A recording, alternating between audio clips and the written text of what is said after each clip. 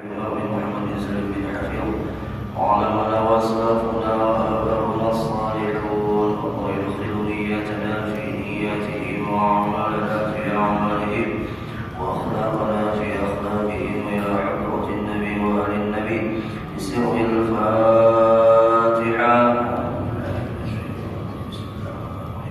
الحمد لله رب العالمين الرحمن الرحيم مالك يوم الدين إياك نعبد وإياك نستعين اهدنا الصراط المستقيم صراط الذين أنعمت عليهم غير المغضوب عليهم ولا الضالين آمين. السلام عليكم ورحمة الله وبركاته. الحمد لله الذي هدانا بعبده المختار من دعانا إليه بالإذن وقد نادانا لبيك يا من دلنا وحدانا صلى الله وسلم وبارك عليه وعلى آله.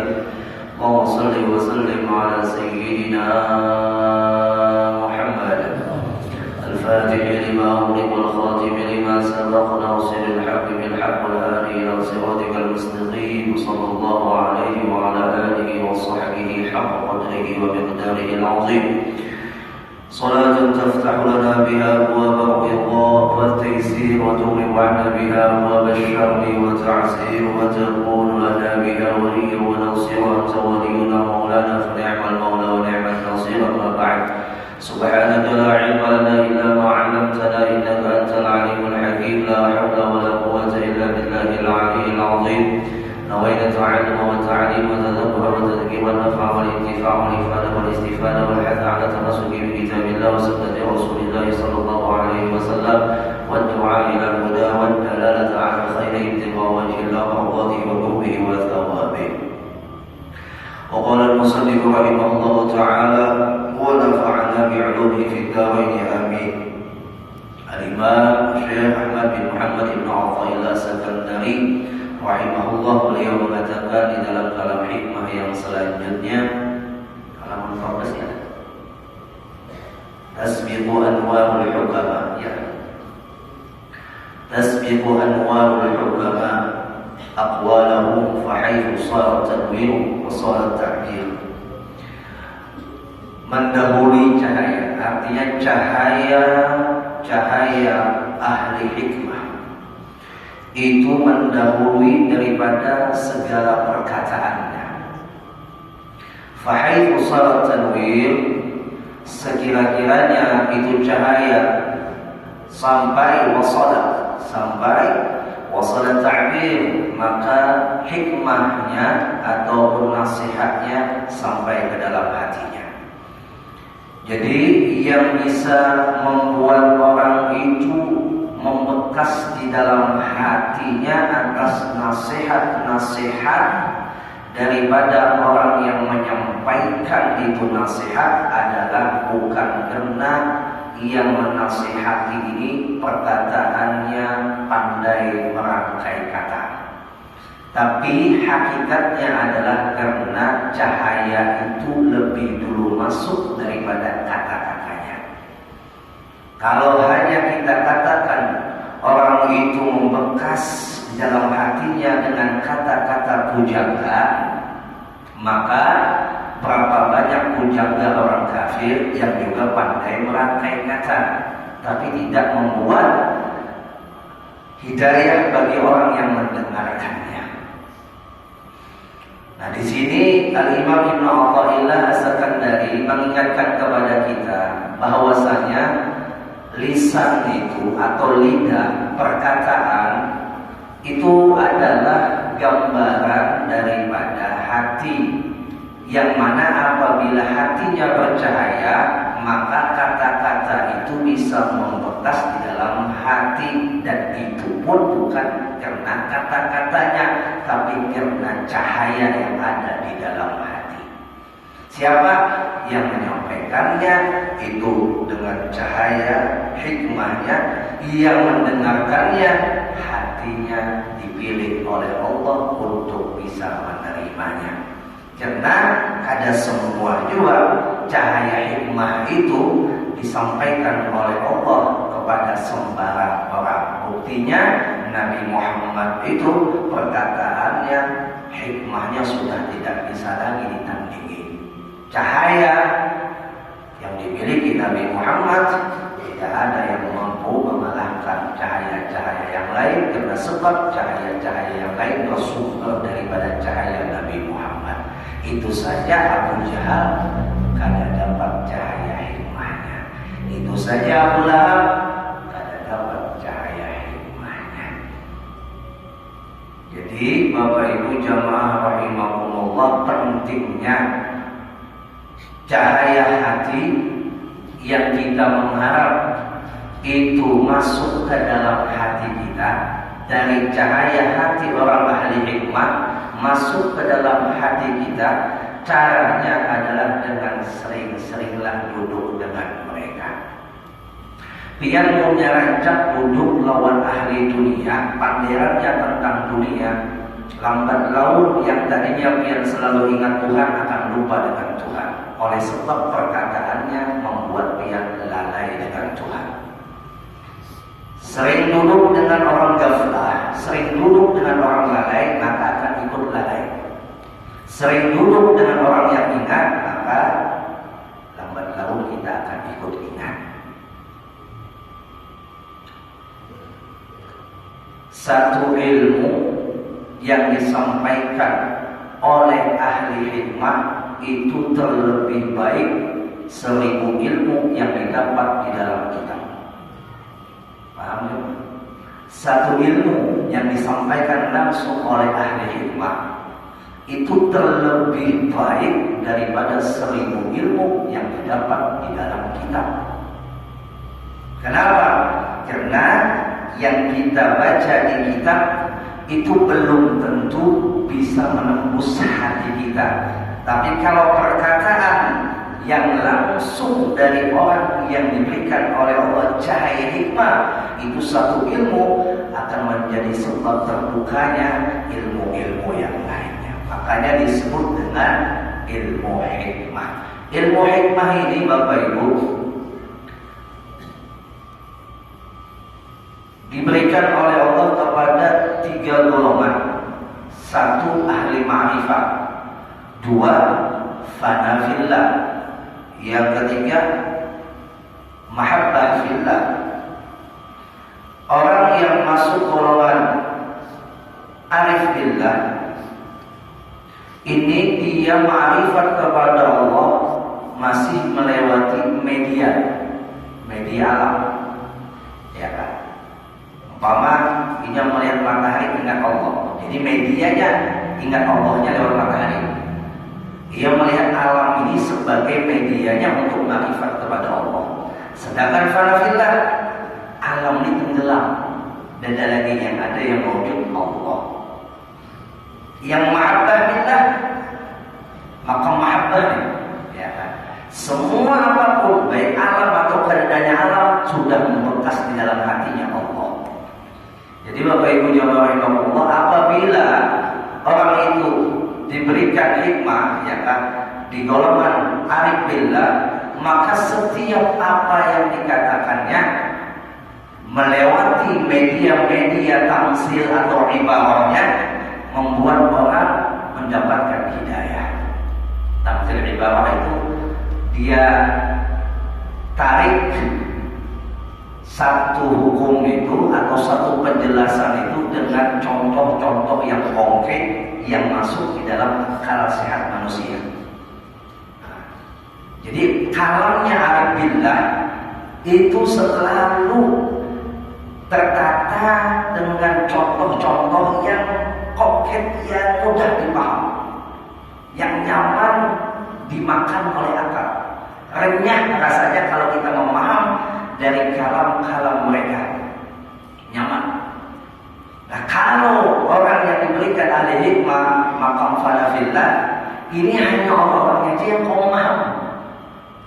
Ya tenggelam sudah, ucapannya itu ngawur, tapi ada makna di dalam kalimat ngawurnya. Contohnya, sudah belum yang berkisah tentang Bahlul? Ingat tak kisah Bahlul? Tahu lah Bahlul?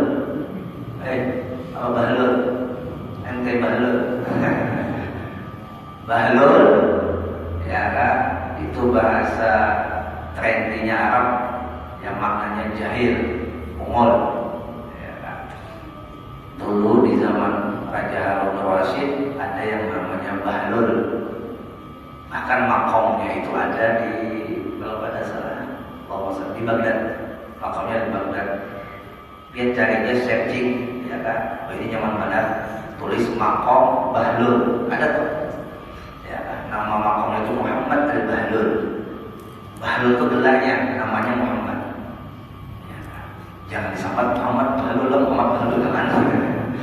Artinya namanya Muhammad, gelarnya Bahlul. Nah si Bahlul ini orang yang sudah tenggelam di makom fanafilah, ucapannya ngawur, tapi membekas di dalam hati orang yang diizinkan oleh Allah untuk masuk cahaya hikmah itu. Di antaranya Raja Harun Rasyid ketika lewat melihat di satu pekuburan seorang manusia yang bernama Bahlul ini berada di atas kuburan. Ujar Raja Harun Rasyid, pengawal, kenapa tuh Bahlul di atas kuburan?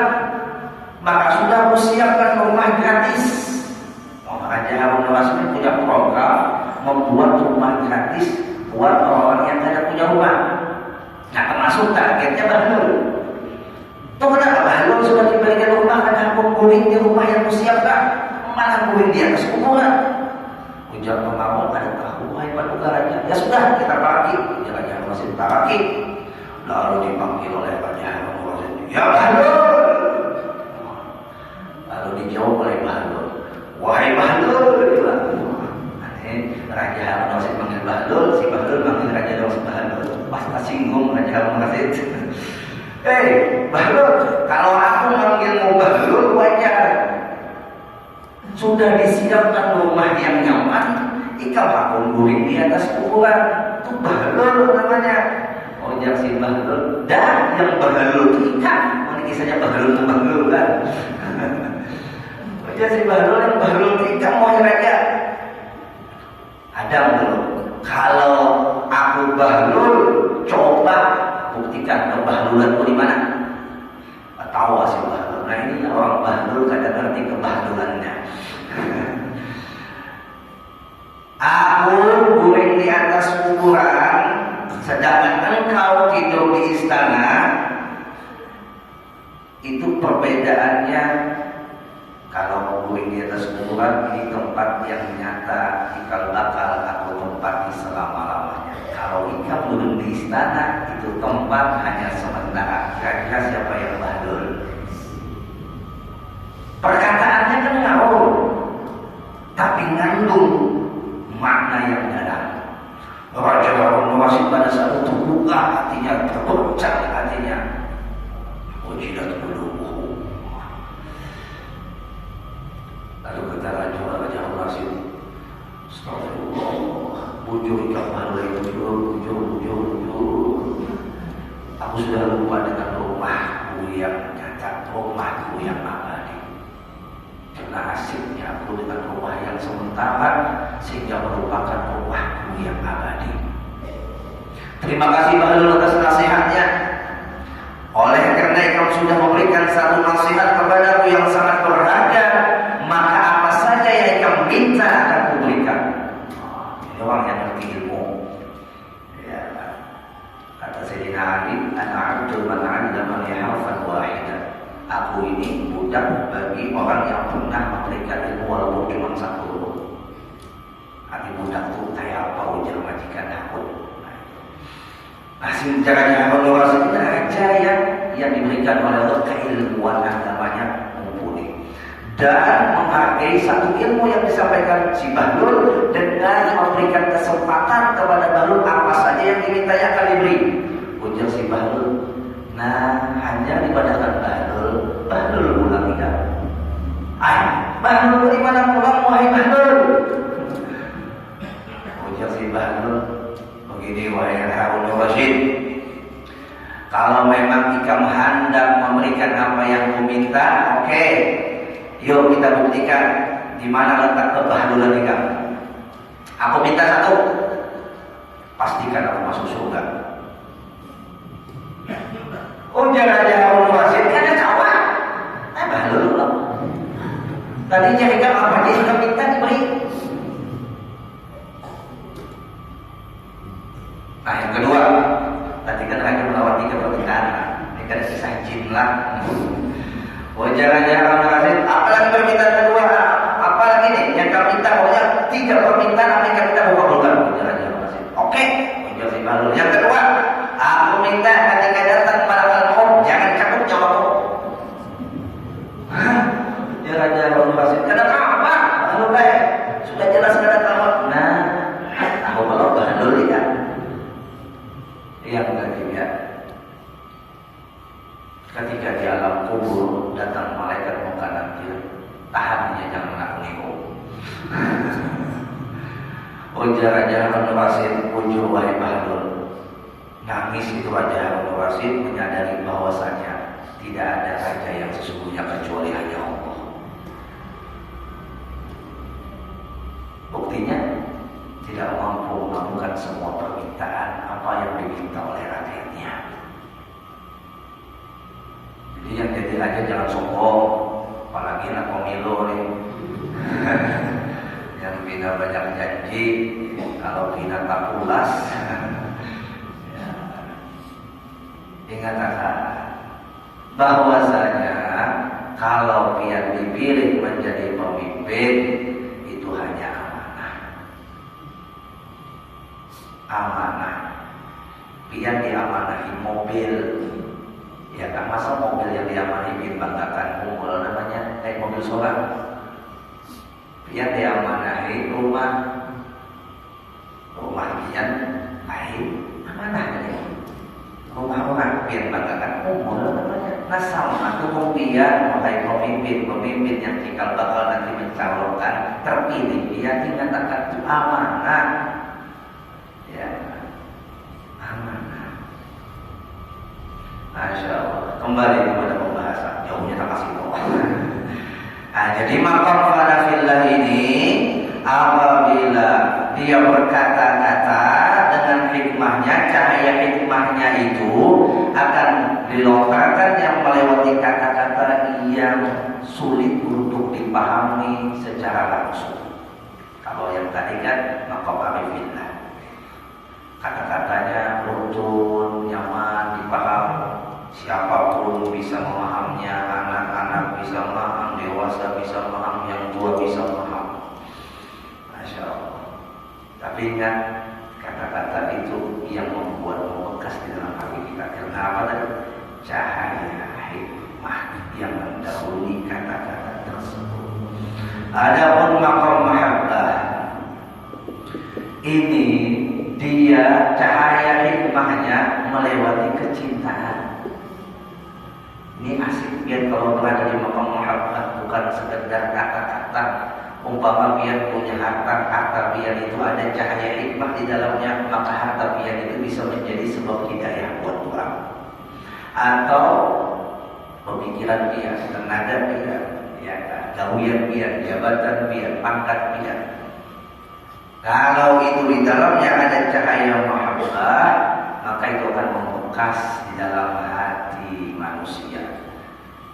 Hati manusia siapa? Yang diizinkan oleh Allah untuk menerimanya. Supaya jangan lari kemana-mana, garis bawah itu. Sebaik apapun kita, akan dicintai, akan diterima oleh orang yang mencintai kita, tapi tidak akan diterima oleh orang yang membenci kita. Sebaik apapun kita, kebaikan apa yang kita lakukan, itu akan dipandang hormat, ta'zim dan penuh cinta oleh orang yang mencintai kita, tapi tidak kepada orang yang membenci kita. Biar tuh kembali ke apanya, banyak melawan orang yang membenci biar tadi ya, atau biar berbuat baik ketaatan apa saja, pandangannya karena sudah tertutup oleh kebenciannya, maka tidak terlihat lagi kebaikan dia. Hilang kebaikan dia oleh sebab ada kebencian di dalam hatinya. Jadi kada usah yang terlalu mengharap ya untuk bisa diterima semua manusia. Cukup sampaikan, berikan, tunaikan, lakukan. Dia terima atau tidak itu urusan Allah. Yang menyampaikan cahaya itu kepadanya atau tidak. Insya Allah.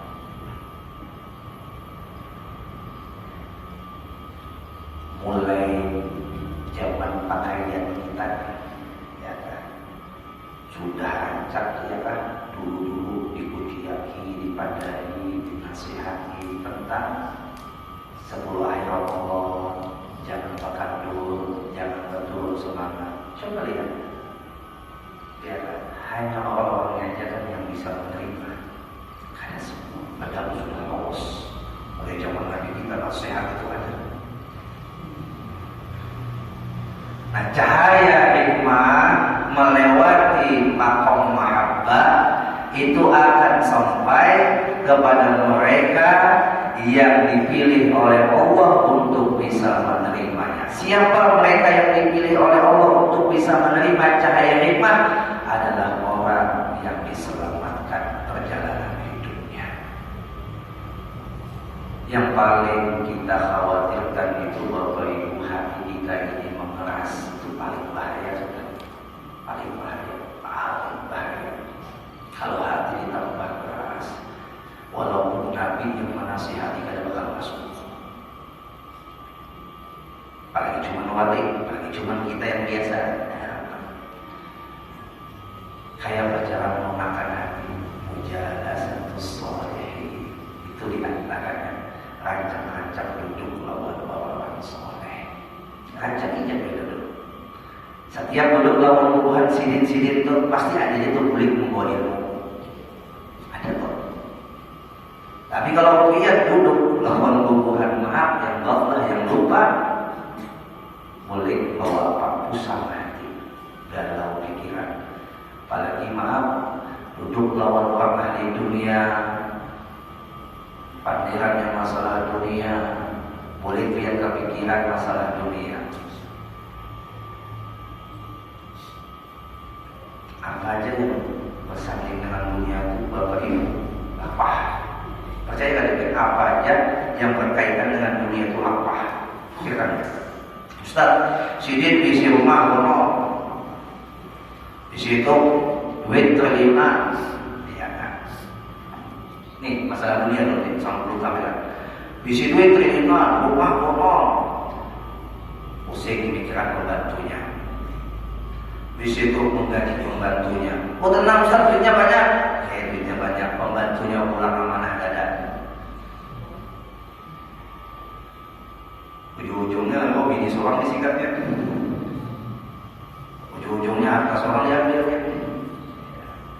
Habis itu pulang tenang Ustaz, pembantu kami itu amanah semua. Tetap di akhirat dihisab. Harta itu banyaknya dihisab, salah gunanya diadab. Mungkin itu bisa sugih loh. Kan sugih yang diberkahi adalah sugih yang manfaat. Ulun tidak akan menyebut orang itu sugih. Bagi ulun ya, walaupun rumahnya kayak istana, mobilnya banyak, kada ulun sabar sugih. Munnya kada bakal mencerminkan kesugihan manfaatnya. Kemanfaatannya kada terlihat kepada sugih. Yang sugih itu manfaatnya kelihatan. Bisi duit kada ada manfaat dasar lingkungan, kada ada manfaat dasar agama. Bahaya sugih. Jemaah, ini nah musim berzakat nih. Ya. Andai saja zakat itu bujuh-bujuh disalurkan kepada yang mustahik, maka tidak ada yang miskin di dunia ini. Kenapa ada yang miskin? Masih ada tersisa miskin karena zakatnya ada semua dikeluarkan. Ada juga dikeluarkan salah sasaran. Jemaah, di kampung Piang nih, yang berzakat 50%, yang miskin 50%, dan 50% yang miskin ini akan tertutupi ekonominya oleh yang 50% berzakat. Jamin ya.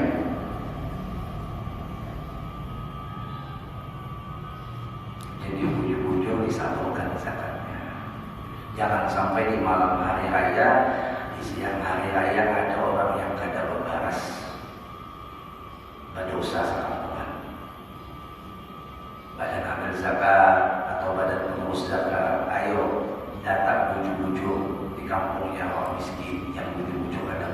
jangan sampai salah sasaran. Minta maaf, minta halaman dari di sini gak ada, sangat jauh. Itu ada pada pengurus zakat atau tuntung penerimaan zakat berbagi pada pengurusnya. Pengurusnya yang dibagi ada, tapi dari sini sangat jauh. Nah, ini kasihan orang menyalurkan zakat untuk disampaikan kepada mustahil. Masya Allah.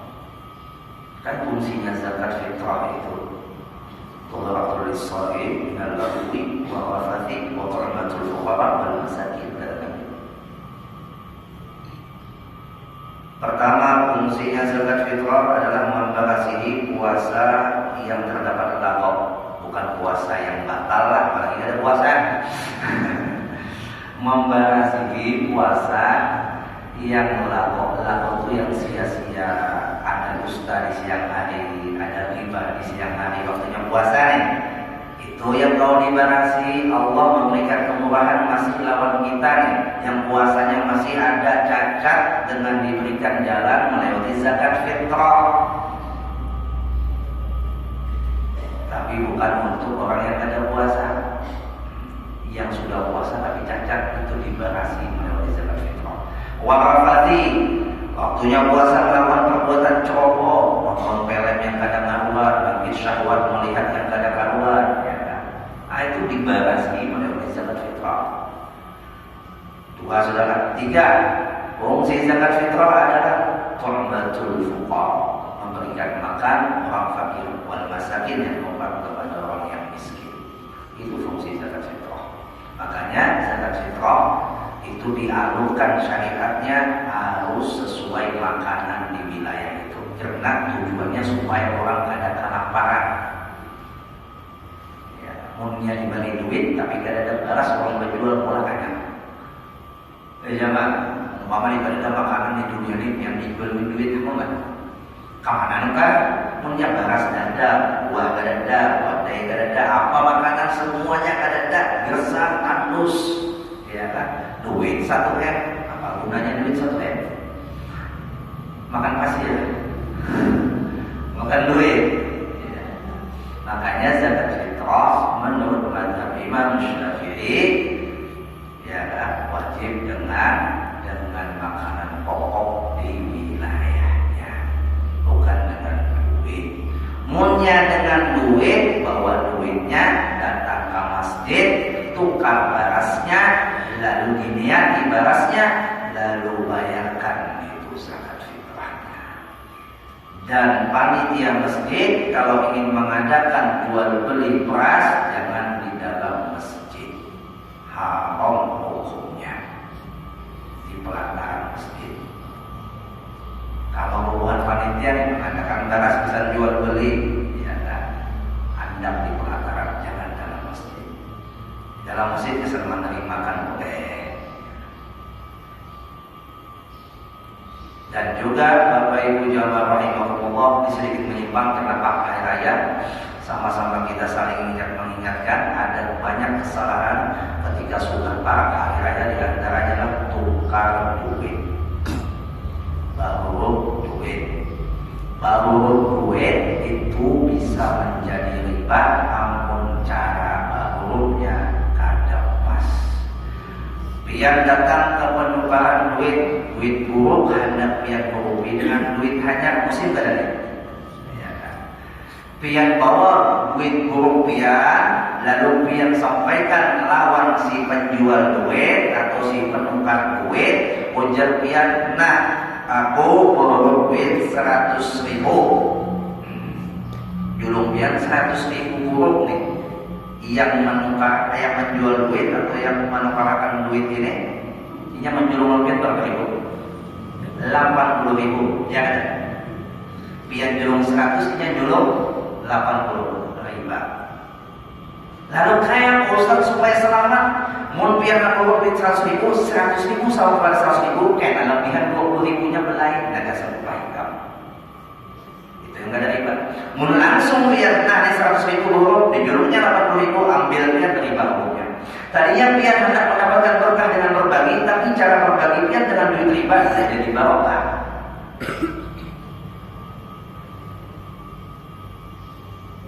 Jadi katakan punya yang hendak berburu duit 100.000, bapak jalur pamannya paman, nak berburu 100.000 juga yang nyuruh berburu. Oh mau rugi, tenang, yuk jangan selamat kada biar kita supaya selamat.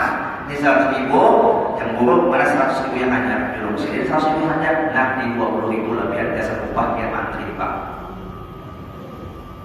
Itu baru halal. Paham jemaah? Halo, ibu-ibu biasanya kaki buruk duit deh.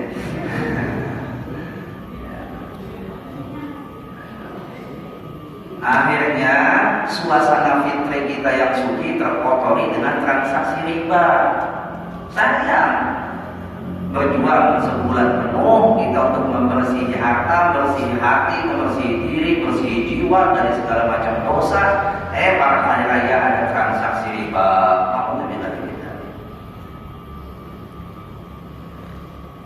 Dan juga di hari raya yang banyak orang itu melakukan kekeliruan dalam hari rayanya adalah ketika hari rayanya dijadikan sebagai hari ria. Hari raya dijadikan sebagai hari ria. Paham? Hari raya dibikin hari pamer. Ustaz kadang boleh nggak baju hanya? Silahkan. Hati jaga. Diperang. Hati jaga. Dan selain hati dijaga, memakai pakaian di hari raya jangan berlebihan hingga sampai menyakiti hati tetangga, hati keluarga. Ya Allah, yang gak ada pernah dipakai emas, emasnya itu ada pernah dipakai, ya kan pas hari raya dipakai sampai ke siku. Nampak badan ibu koyok. Iya kan? Yang wajar aja. Mau hendak tapakul pakai baju hajat, pakailah baju hajat yang wajar aja. Ini kalau pakai baju hajat mereknya nanti pacul. Ya Allah, apa namanya? Stempelan harganya ditampilkan. Ini umang namanya. Ya Allah, ditutupi, ya kan? Jangan sampai menyakiti hati orang yang kadang mampu membeli baju hajat. Pakai baju hajat biasa santai. Kalau bisa, maaf pulang. Jadi biar tulang ke masjid kita melakukan sembahyang itu. Ya, sasadangnya, sasadangnya. Ya Allah, tulang ke masjid kayak tulang pengantin. Sesungguhnya sudah mencari orang apa? Mencari salon rias. Nampak apa? Kesan nampak. Tulang ke masjid sembahyang bukan hendak tampil-tampilan cantik. Silakan tampil sewajahnya lah. Cantik boleh, kan dilarang, tapi jangan sampai berlebihan. Wala tusrifu. Ya, jangan berlebihan. Masya Allah. Ini dijaga oleh bulan, jangan sampai hari raya kita itu terkotori dengan ria. Kemudian hendak berbagi makanan, silakan, pada masalah. Udah diganda, dianggap status bagi ganda. Waduh. Ini makanan digabung di kodok ini, dibagi ganda. Kenapa? Mau sholat itu dasar ada hak berbagi, mereka usah ditampilkan hak mata loh. Menurut mulai dipakai itu kemudian. Gak ada bergaya. Hak mata loh itu. Lagi pulang, masya Allah, menjaga duit ditumpuk di kodam. Sahaja bu mengeluarkan zakat harta, dikeluarkan dan ada gambarnya, jadi keluarkan. Ya Allah. Alhamdulillah, jangan rusaklah hari raya kita. Mudah-mudahan Allah jaga kesucian hari raya kita. Mudah-mudahan Allah berikan taufik kepada kita untuk bisa menjaga kesucian Ramadan. Karena meraih kesucian itu berat, tapi menjaga kesucian lebih berat. Ya Allah, mudah-mudahan Allah mendapatkan kita semua Lailatul Qadar. Amin. Allahumma amin. Karena sudah isyraq, kita halal minta ridha Allah dan batin. Untuk Ahad akan datang ya Pak. Rumah takut dulu, punya kerja jauh, mudik dulu. Terserah lu dijaga, mana nyaman namanya. Insyaallah kita akan coba ilah, insyaallah. Tapi dari depan kan cara mudik kemungkinan malam Senin ada ke Tanjung rencana ada acara. Insyaallah minggu itu ada acara. Insyaallah mudah sehat kata. Hari raya di sini juga lah. Ya lah, hari raya di sini masya Allah. Nah, gitu tamuan gitu. Kita halal minta ridho Allah dan batin al-Fatihah. Alhamdulillah minasyaitonir rajim. Bismillahirrahmanirrahim. Alhamdulillahirabbil alamin. Arrahmanirrahim. Maliki yaumiddin. Iyyaka na'budu wa iyyaka nasta'in. Ihdinas siratal mustaqim. Siratal ladzina an'amta 'alaihim ghairil maghdubi